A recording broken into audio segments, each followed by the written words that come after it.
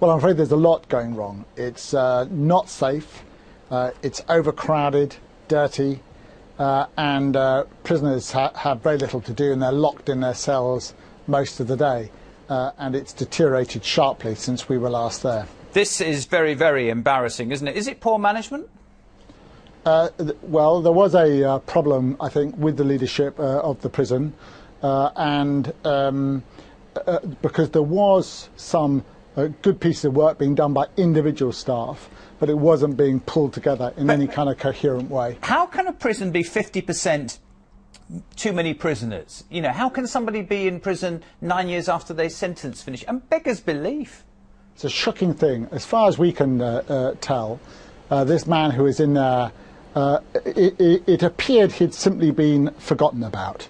And he had become, I think, institutionalised himself, so there wasn't a sense that he was making a fuss, and he had simply been forgotten. He wasn't, as far as we could tell. But there were other people in there who had also been in there after the end of their sentences for very long periods of time. OK, this inspection was done in August.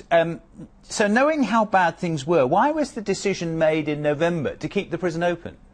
Well, we're not part of the management of the prison service. We're an independent inspectorate. So immediately we did the inspection. I contacted the head of the prison service to tell him about our concerns.